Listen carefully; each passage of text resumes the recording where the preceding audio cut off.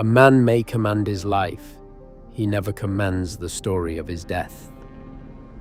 Attila the Hun terrorized two empires for over a decade.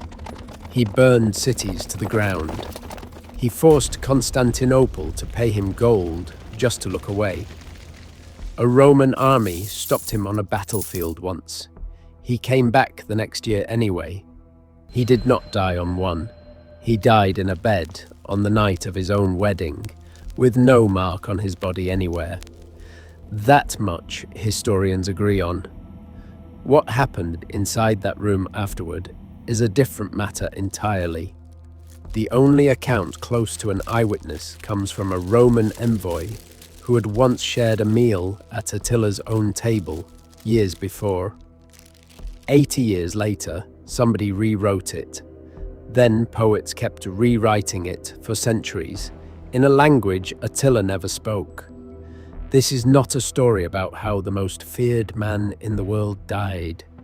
It is a story about why, after 1500 years, we still cannot say for certain.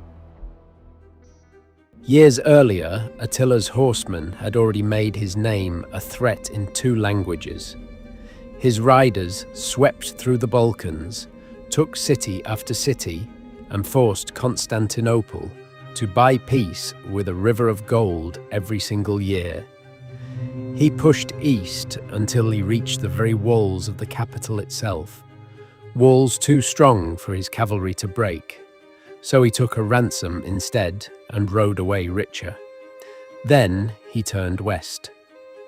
In 451, Attila crossed into Gaul with the largest army he had ever assembled, cutting a path toward the city of Orleans.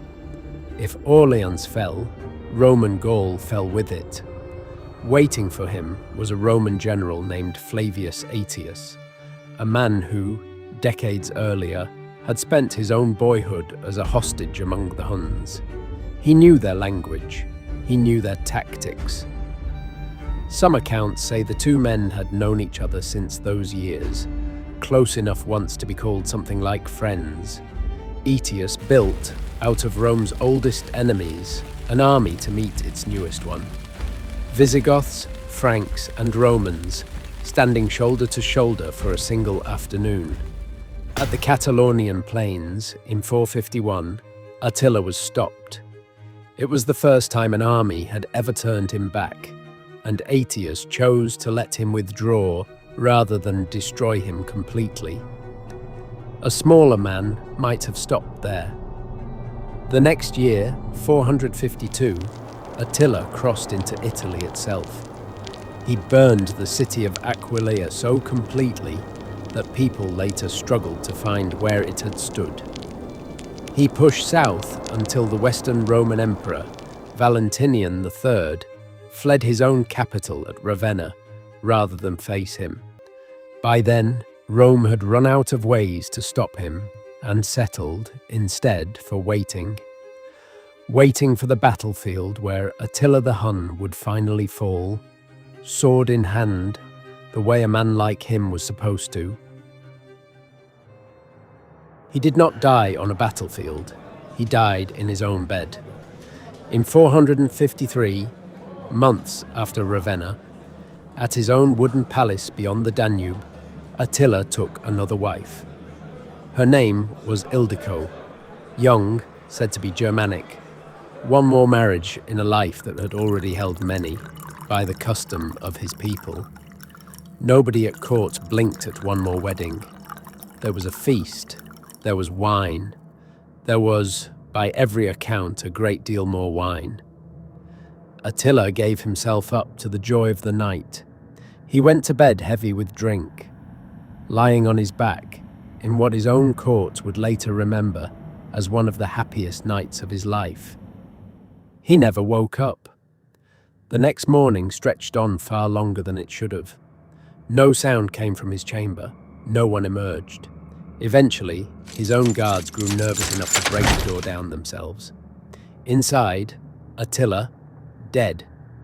No wound on his body, anywhere. Beside him, his new wife, Ildiko, sitting in silence.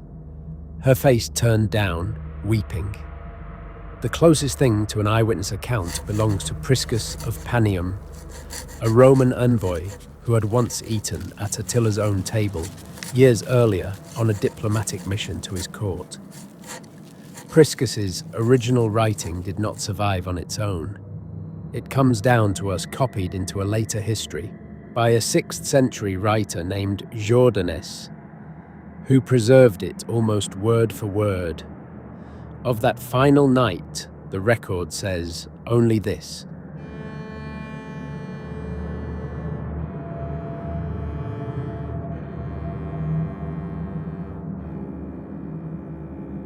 a nosebleed, ordinary, almost embarrassing for a man who had made 2 empires pay him tribute for over a decade. Blood that should have drained the usual way backed up instead, while he slept it off on his back, and he suffocated on it, quietly, an arm's length from his new bride, with no one close enough to hear. For a man Rome had spent 10 years bracing to fight to the death, this was almost anticlimactic.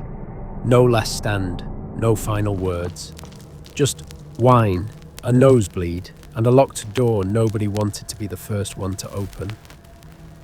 For about 80 years, that was the story. A drunken accident. Bad luck, badly timed on a wedding night. Then, in the 6th century, a Roman court chronicler named Marcellinus Comes wrote his own entry on the death of Attila. He did not repeat the nosebleed. He wrote that Ildiko had killed him herself with a blade in the night. His exact words survive.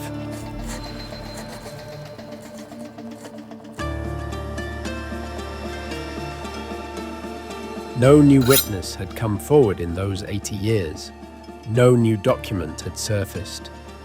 The account through Priscus was still sitting there, decades old, unbroken, unchallenged by anyone who actually claimed to know better.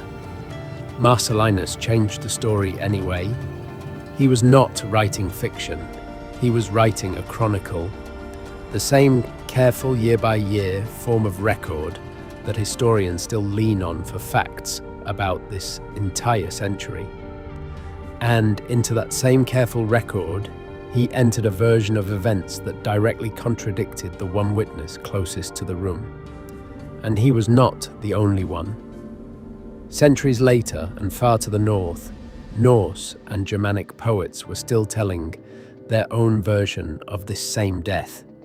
In the Volsunga saga, in the poetic Edda, a king named Atli, unmistakably Attila, under a different name in a different tongue, dies at the hand of his own wife, Gudrun. Different empire, different language, different century. In the case of the sagas, the same ending, twice. The woman, the blade, the king. A Roman bureaucrat writing chronicle entries in Constantinople, and Germanic poets composing generations afterward. Oceans apart in culture and audience, arrived at the identical twist to the identical man's death. Nobody knows why. Maybe rumor simply outlived the eyewitness. Maybe a story travels better with a blade in it than a nosebleed. Maybe something happened in that room that Priscus, dining at Attila's table years before the wedding, was never in a position to hear about at all. We don't get to find out. That is the part of this story that never resolves, no matter how many sources get cross-checked. The written record itself changed quietly, without explanation, decades after the body was already cold. And no one alive today can tell you why it changed, only that it did. Whatever actually killed him, Attila's empire did not outlive him for long. Within months, his sons went to war with each other over what he had left behind. Within a few years, the empire that had once made Constantinople pay tribute year after year simply came apart. His body, by legend, was sealed inside 3 coffins, nested, one inside the next, iron, then silver, then gold, packed with treasures had been pulled from a dozen conquered cities. The men who buried him, the story goes, were killed soon after, so the location would die along with them. One account claims his men even diverted an entire river, the Tisa, buried their king in the empty riverbed, and let the water close back over him. Nobody has ever found the grave. People still look. It fits, in its way. An empire that vanished within years. A death that was rewritten within a lifetime. A grave hidden on purpose and never once recovered. Almost everything about how Attila the Hun left the world was built, one way or another, to never quite be known. Maybe that was never really an accident.